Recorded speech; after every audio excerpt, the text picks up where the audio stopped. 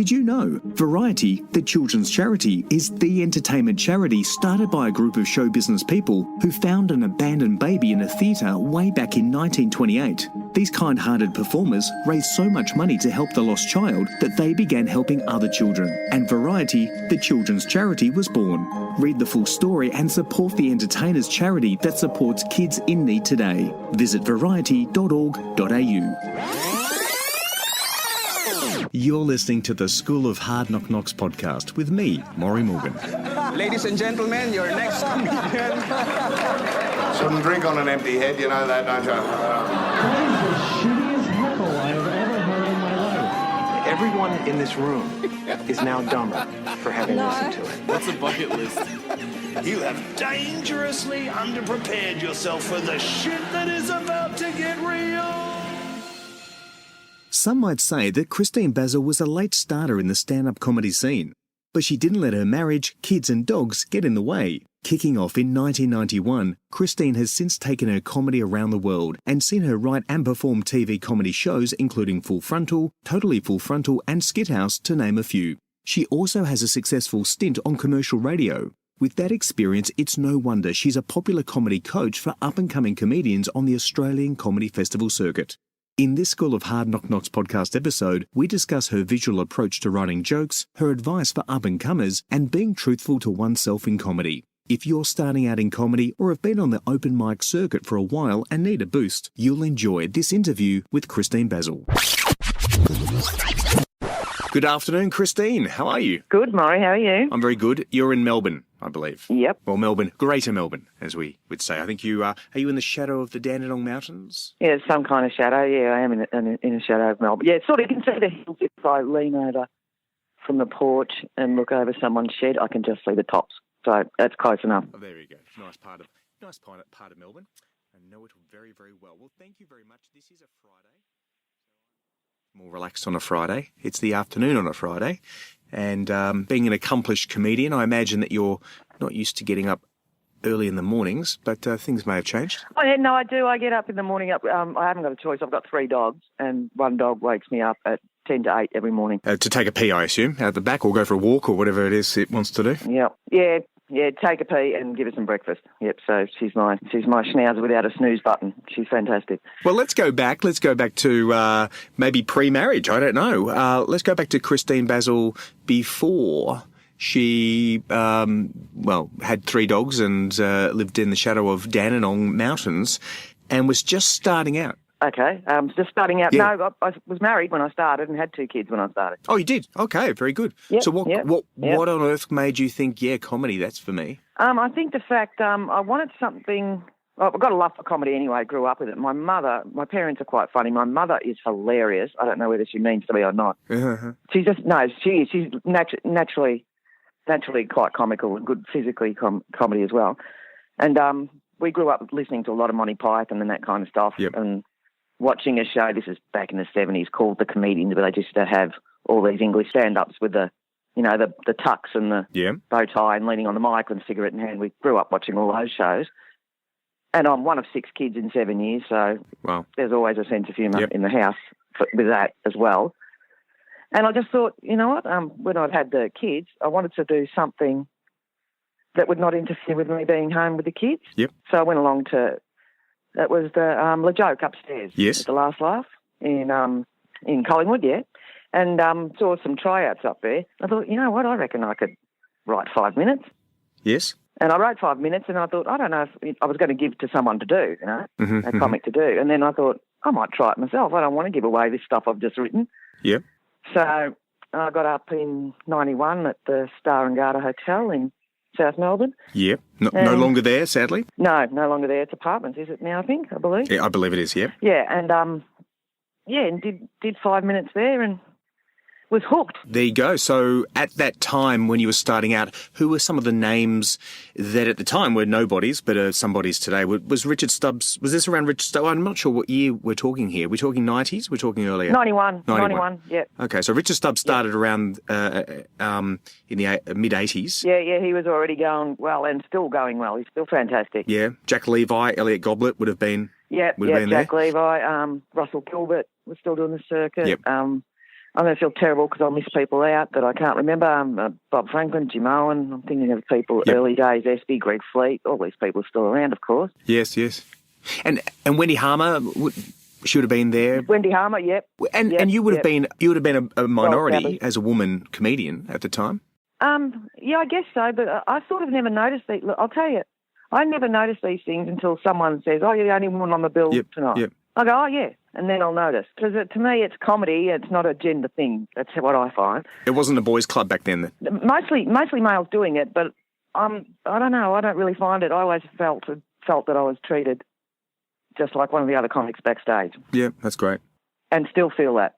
I'm not saying it doesn't happen because some people have got their arms crossed in an audience and you get a feel that they're giving you that look. They've made up their mind that you may not be funny because it's a woman. Do you know what I mean? Right. You do see that, and that does exist. But in my own experience, I'd say 90% of the time I've found it just one of the comics, you know? Oh, that's good news. That's good news, yeah. Well, let's go a little bit forward then. So from those first tryouts that you did, and at the time it would have been called tryouts rather than open mics, how long before... Yep. Well, did the bug bite immediately? Did you go, I'm doing this again? Yes. You did? Yeah? Yes. There was no immediately. intermission in between that first tryout and your next gig? No, I did one not long after. Yeah, and how long before you actually realised this could actually be a job? Yeah, well, I didn't realise that was happening, but back then there was more venues and less comics. Yep. Now there's more comics and less venues, of course. Right. It just kind of happened without me even realising it. I was doing it merely as an interest. Yep. You know, the hobby to start with, and it wasn't that long until I started getting paid work, and I thought, this is all right. I was just thrilled that people thought what I thought was funny, you know, that I'd written myself. Yep. And still do, and find it funny. So that is just such a buzz, you know?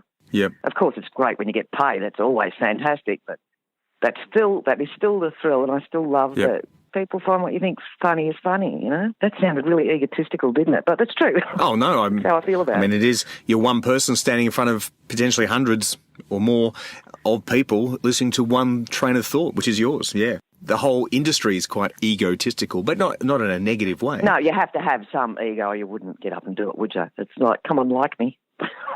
Yeah, true. But at the same time, you can't have too much ego and be fragile because you will No, you can't. Yeah, don't take yourself too seriously. On that note, then, was there ever a moment where you thought you were going to throw it all in and you had nothing landed, you died on stage? Oh, yeah, I've seen that white light a few times. Not a lot. I'm pretty lucky like that, where I don't. Yep. But, yeah, you've seen it. No, not... I did sort of slow it down. I don't do as much as I used to. I might do 20 gigs a year now because I'm trying to do serious writing as well. I'm working on a preteen novel at the moment, which I've got 2 chapters I'm just going to redo just to see what else I can do, and writing a 3-part monologue. Okay. And, yeah, I don't know. I forgot what you said. Sorry. What did you say? Bombing on stage. Oh, bombing on stage. Yeah, but bombing on stage so bad that you thought you were going to give it up. Yeah. I mean, everyone bombs, but to a point where you're throwing it in. Not that I can remember where you think it, but it doesn't last very long. You need to get back to it. You need something. I find I like that because you know, at home, me and my husband, we're very different people. He's a great bloke. Not in the routine, he isn't, but in real life, he's actually a really good bloke. But he doesn't think I'm funny at all. So it's kind of nice to, you know, go out there and find people who do think you're funny. And it's times like that where I've thought I'd give it up. Because if you've got big gaps in between, and you think, well, maybe I'm not as funny as I thought because you're not getting any response here. Now the kids are gone, you know. My kids are pretty funny. Right. But with my husband, you know, well, if he laughs at a joke, I don't use it. Let's just say that. Yeah, right. If I try something out and he laughs, I think, well, I know not to ever use that. That's usually my guide. Well, I did see you perform. I saw you performing at the Espy a couple of weeks ago, maybe a month now, where there was the Gershwin Room opened up very briefly for one show only, and you were there, and you were hilarious. And I didn't see your husband, so I was laughing. Oh, look, he's been to probably 10 gigs in 25 years, let's say. No. But that's okay, you know, that's absolutely fine. Yeah. You know, it's not his thing, and that's okay. You know, he's into the CFA. That's not my thing either. So. Oh. The Country Fire Authority, for those people who are not familiar with that acronym. Yep. Well, you went from, as you said, South Melbourne performing comedy And you went overseas as well. You've done shows in London. Oh, yes, yeah, Jongleurs in Camden. Yeah, that comedy club. That was great, yeah. That was good. Yeah, they got invited to do a couple of gigs. How did you go from that? Was that something that you self-funded or someone said, I can put you up? Yeah. No, I was contacted to ask if I would do that. Yep. Yeah. And what was that experience like to a completely different audience that obviously, they get Neighbours, they get Home and Away, but did you have to appeal to that kind of demographics? I think I do remember I did say the word bingle within my act and they didn't know what I was talking about, like for a prank. Right. A car crash. Yeah. But I think that was the only like word. a prang. No one knew what prang was either, probably, but a car crash for everyone else who's listening. Yeah. Not from I Australia. think it was something like that. But no, I think people are pretty much the same all over the world with that basic kind of, we like to laugh at ourselves. I think that goes globally. Yep. So, it transferred pretty well. Yeah, I really did enjoy that. That was a good experience. You just mentioned briefly, and I'm going to come back to that in a minute, your book, your teen book that you're writing, but you have written a lot for other shows, like Full Frontal, Skithouse, for example. Oh, yeah, totally Full Frontal, yes, Skithouse and totally Full Frontal, and we did One Size Fits All for the ABC, and I wrote, I can't remember what it's called, but helped writing with the stand-up show that Michelle Laurie hosted on the ABC. Yeah. I don't know. I haven't got my CV in front of me. Little things like that I have done. I enjoy doing that. And I'll often get a comic will send me their festival show. Yes, good. For me to look over because they like me to tighten it. Yes. Because I'm very short with jokes. Yeah, and they just think, Basil, what's here? Can you see where the joke is? It's too long here. How do I make it shorter? And I enjoy doing that too. Oh, well, that's a good point. So the Melbourne International Comedy Festival's coming up. I'm assuming you're talking about the MICF at the moment. Yep. Of course, there's Adelaide, Fringe, and there's Perth and others. So is that something... Yes, I beg your pardon. I was talking about... Yeah, that. Well, that's fine. Given that that's the next one coming up in March, April, would someone who's listening to this podcast who perhaps has maybe even doing their first MICF show for the first time, would you be willing to look over, obviously for a fee, over their material? Oh, absolutely. Yeah, of course I would. Yeah, be happy to. There you go. So you heard it first here on the School of Hard Knock Knocks podcast. If you are performing next year, 2018, Melbourne International Comedy Festival, Christine Basil is there to help you. Well, that's good news. How do you go as a performer that's on stage? Is there any steps that you can advise comedians who do want to get into writing comedy? For example, we interviewed Michael Schaefer. Michael Schaefer's a great comedian. He's writing now, I believe, for The Project. And that's great that he's got that access to comedy. How did you do it? How did you jump from stage performance to silver screen or at least TV? Again, someone just asked me if I wanted to do it. And I go, yeah, all right, I'll give that a crack. That was that easy. I'm not terribly... Who is this person that helps you out? Do you go out of your way and say, I'd really like to do TV loudly in pubs, or do you? No. You just know everyone? No. No, I am a very fortunate person and still am in my life where people I've survived still without. I don't know how to do social media. I've had no Facebook page. Mm-hmm. I have no business card or anything. And I'm still surviving, even though I only do, probably, as I said, 20, 25 gigs a year. Mm-hmm. Just, I don't know. I'm very lucky like that. People ask me, would you like to do this, Basil? And I go, yeah, right.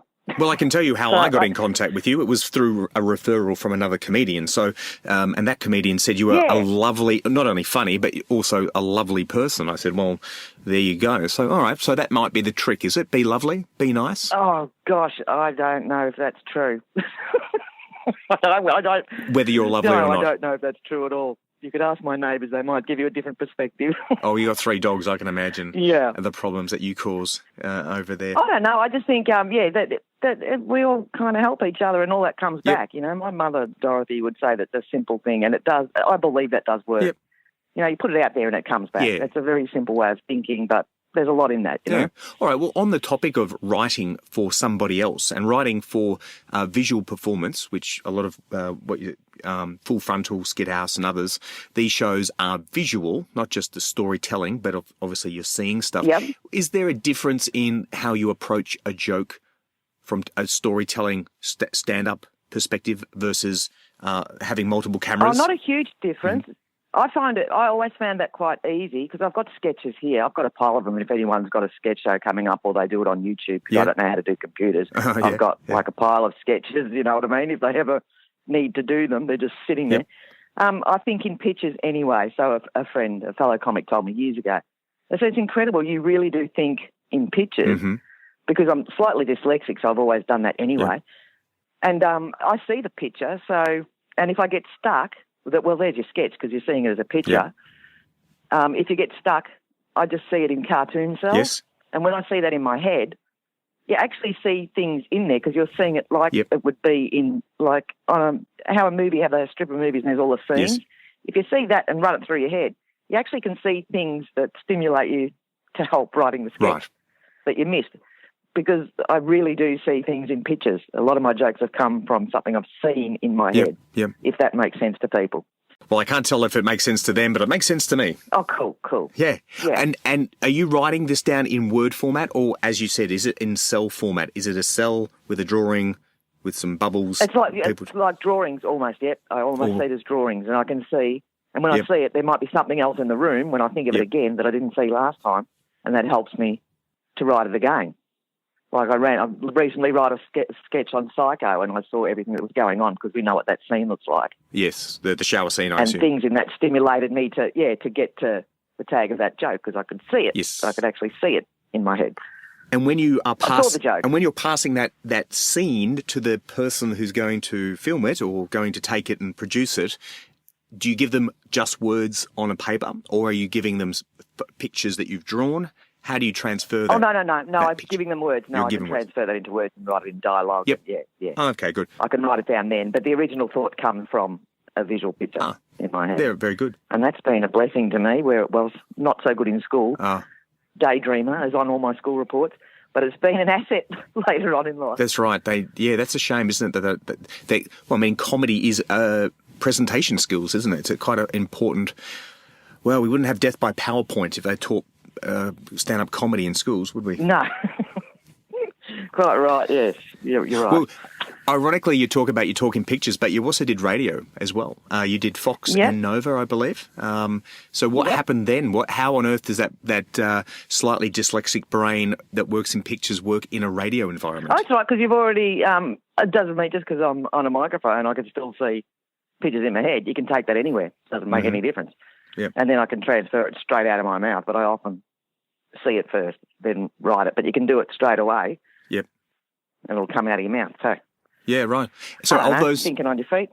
And of those three platforms, stand-up, performing on your own, writing comedy for TV and radio, which one do you enjoy the most? Which one's the most exciting? I did love radio when I did do a bit of that. I really did enjoy that. I'm not a terribly ambitious person. Let's say that. A lot of people will say, a lot of fellow comics reckon I probably need a bit of a kick up the butt because I am a little bit lazy in that sense. But radio I really did love. I like all of them. I wouldn't, appearing on TV in like an acting format, I wouldn't put myself in sketches. I don't like my ability to act at all or lack of. Okay. But writing for other people, sketches for other people, no problem. That bit I can see the characters and that. But, so, yeah, live stand-up to me is always a thrill because you don't know what's going to happen. Yep. And that's a great appeal. I like that I'm not sure what I'm doing tomorrow even. Yeah, that's quite appealing. And you get that from stand-up all the time because there's no guarantee. And that's exciting. Yeah, well, that is good. So for the people that listen to this podcast, they may have a more romantic view of life as a comedian. You're saying you never know what's going to happen next. They see life on the road, perhaps, and exciting times, and blue jelly beans in the green room. For a stand-up comedian who's just starting out, someone who is just starting out, maybe they've done a stand-up comedy course, for example, or they've been doing the open mic circuit for a while, and we see that quite a lot at the School of Hard Knock Knocks, but their wheels are spinning and they're just not getting traction. Do you have any advice for those people? I've written down a few things that I can remember that have helped me, like when you're giving advice, things that been a benefit to myself, but we're all different, of course. Yep. Oh, yeah. It's like when you have a baby and people tell you do this, do that, do that. You just choose what you like and what suits you. Well, only 50% of the people would understand that, but yeah, okay. Yeah, well, for the 50%. Yeah. I think if you can get to a gig early to see the start of a show. Yeah. Oh, if you just feel there's no laptop here to just hear the papers just blowing there because I've just written on the back of a vet bill. Anyway, if you can get to the gig early to see the show from the start, I think that's always a good idea because you get a feel from the room and that way you can see what the audience is like and the type of microphone setup, little things like that. Like not all microphones are the same. No. And you don't want to look awkward trying to get the mic out or even tiny things like that, I reckon, makes a difference. Yes. And also if you get to early, you can see what topics have been covered because if you were doing some topical material, if there's something really, real buzz that's happening at the time, you may, like through no fault of your own, have a joke that's very similar to someone else's. Yep. And if you haven't been there to see that, and then you get up and do something similar, that doesn't look good for you or the other comics. So those little things, I think, make a difference. And it's important to make sure let the MC know that you're there when you get there, too. You know what I mean? Because they'll be stressing out. Yeah, because that puts the whole room will be more relaxed then. Or if you're the MC, let the venue owner know that you're there. But to get there early takes stress off the whole gig for yourself and for the room. I think those little things are important.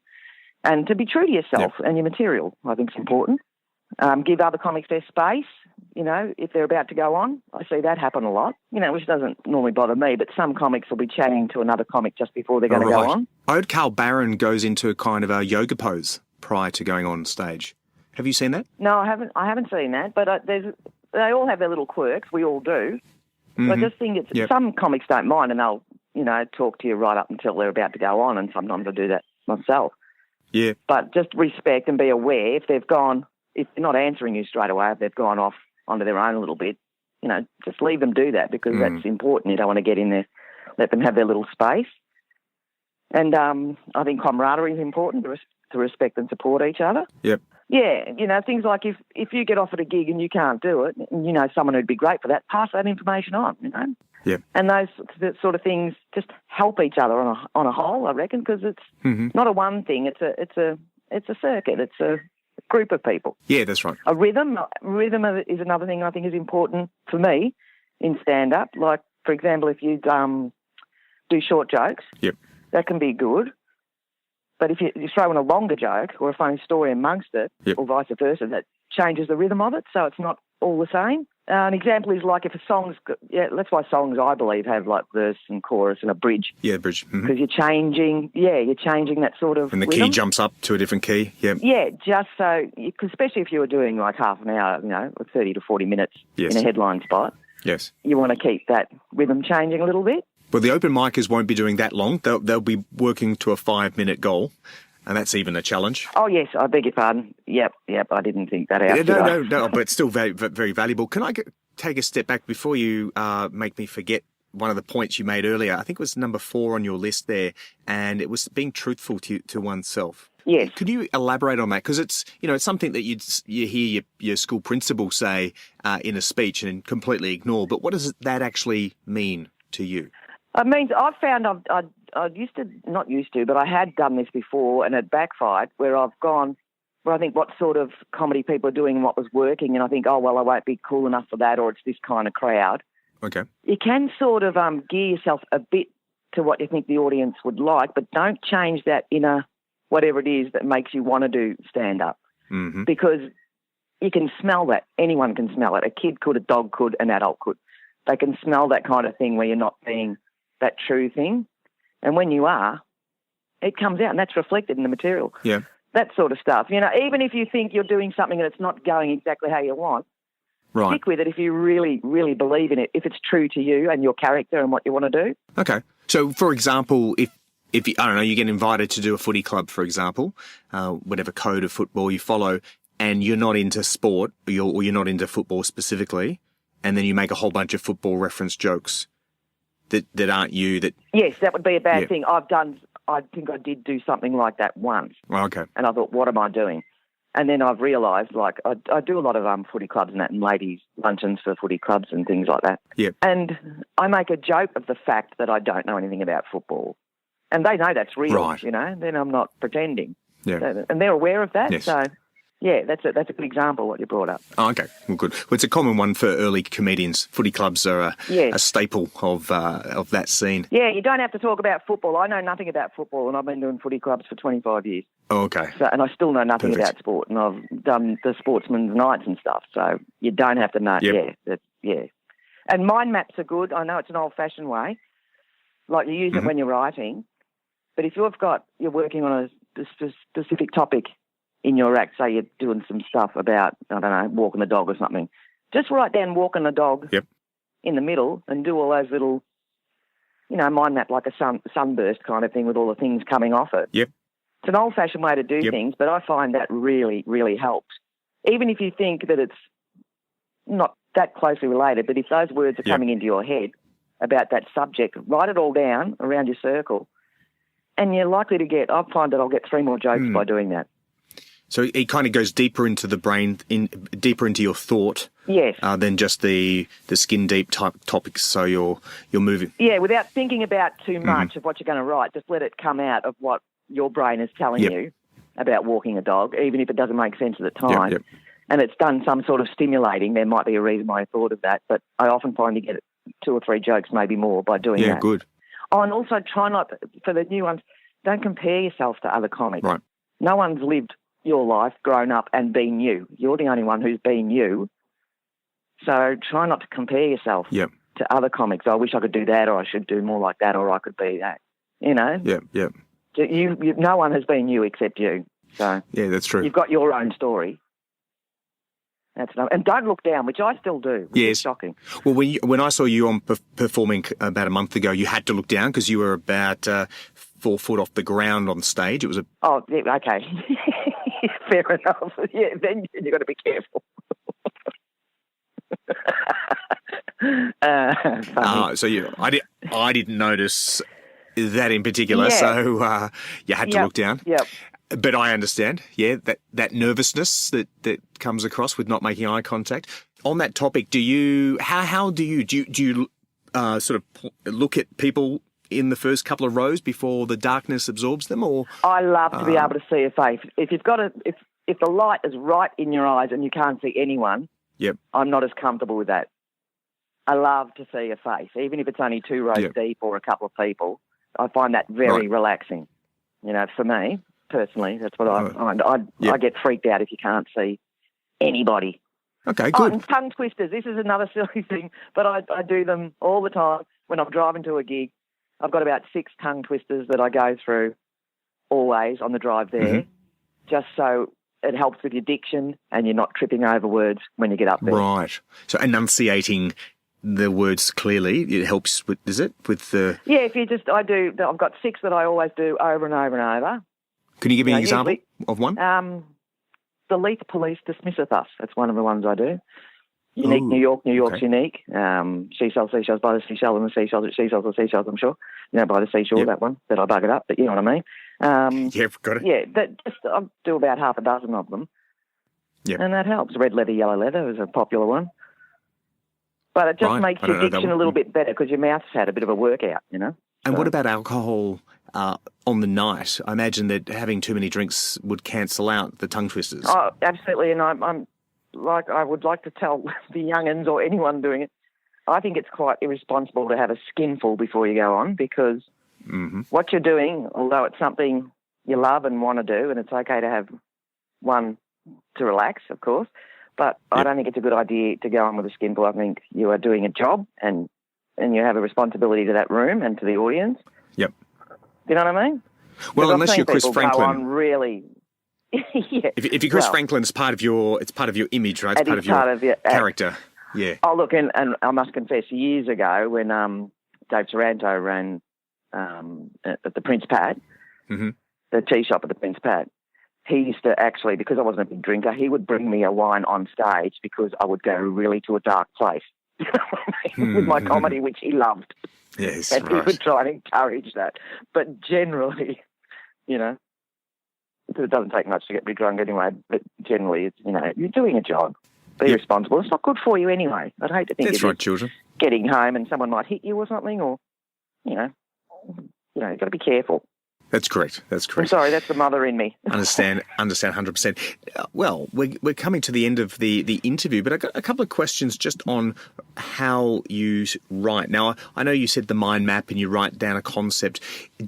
That's how you generate ideas, but in terms of the structure of a joke, do you have a particular structure that a joke needs to follow? Like, for example, we have like a normal twist where you talk twice about something normal and then throw in a twist, or you talk about something that's very very ludicrous but with a straight face, something like Jack Levi, Elliot Goblet would do. Do you have a structure? Well, I'm still a big fan. I think I sort of do. Like, Trevor Marmalade told me this once years ago. Whenever I see him, I remind him and thank him. Yep. To me, many years ago, connect the punchline and conceal the twist. Yeah, can you explain that in a joke format? How would it look like? I should have written down an example because I know I do it a lot, so it must have been in my subconscious. You get to the end of the joke, but you've gone off the road. If you're driving down a road, yes, you've veered to the, people thought you were going one way, but you veered to the left, yes, which they think is amusing, but then you got back to the destination. Right. You I go get off it. the track a little bit, yeah. I'm not explaining myself. I really should have had an example for you because I do it quite a lot, but I can't think of any off the top of my head.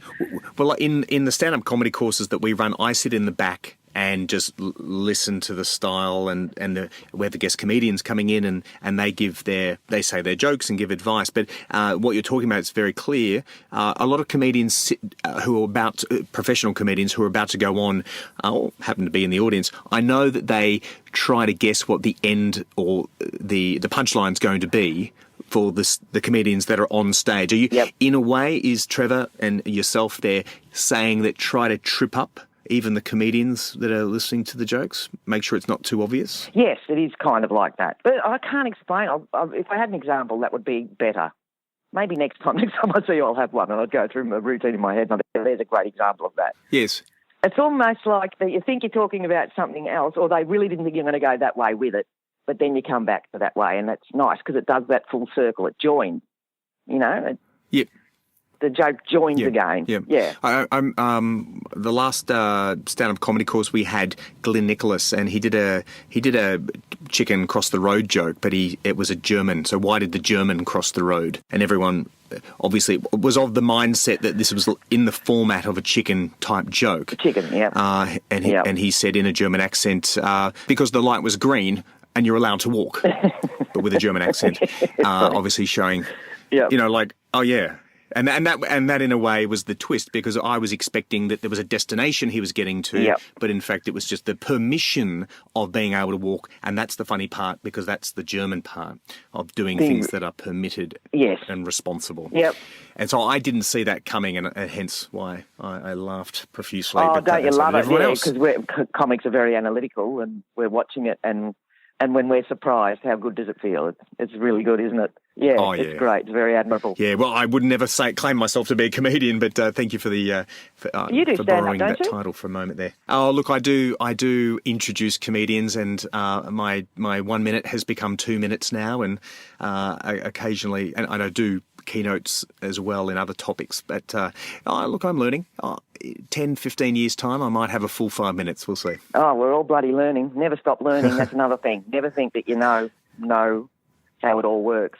Yes. Don't rest on your laurels, because there's always room to learn and grow, and that bit's fun, Yeah, right. Which is why I got into this creative writing course. I've learned other things. I didn't know I could write serious poetry. I didn't know. No. That I could write like a chapter of a book, which has made me want to do, like from a 13-year-old boy's point of view. God, what would I know about a 13-year-old boy? Yeah, tell us about that. Oh, well, his name's Lewis Cartwright, and he tells lots of fibs. He's quite an embellisher. But he's a great kid with a good heart, and yeah, that's who he is, Lewis, and he's so much fun to write through. He really is. And who's it targeted to? Who's going to read these books? I hope adults too, because a few mates who have read it, they really enjoy it. They've really enjoyed it too. But I'm keeping it. Is it the new Ginger Meggs? I don't know about that. I don't know what it is. I just love him like he's real. He's a nice kid. Millennial Ginger Megs? No, okay. He doesn't have red hair and... Maybe. No, he doesn't have red hair, no. No, okay. No, he's kind of small for his age, and like I said, he tells lots of fibs, but there's not a mean bone in his body. He's a good kid. That's a good segue for how to get in contact with you. How do they get in contact with Christine Basil so that they can bring you in? Well, they can email me if they want to have a chat. Or what's your email? My email is christinebasil@live.com.au. Very good. And Basil with an S, B-A-S-I-L, not a Z, in case? Yep, as in faulty and as in the herb. Yep, that's correct. As in the herb, yep. Basil for Americans. I know, it's cool when It is. It is, my understanding is it a modified Greek name, or did it come... Oh, yes, my grandfather, Kyriakos Vasiliou, Jack Basil, same thing. Yeah, of course. We had some pretty dumb customs officials back then, didn't we, when the Greeks and Italians popped on through probably on the ships. I don't know why he went with that. My dad said because he said it meant kingly, so he liked it. I don't know. Yeah, there we go. Well, fantastic. Well, Christine, thank you very much for sharing your journey in stand-up comedy from the early 90s through to today. I've seen you on stage. You're hilarious. I look forward to seeing you back at the ESPY. I look forward to the ESPY finally getting open full time and having the Gershwin room there. Oh, won't that be marvellous? Yes, that would be great. Yep. Well, Christine, thank you very much for your time today. Have a great weekend, and I'll see you very soon, hopefully at the ESPY. No problem, mate. Thank you.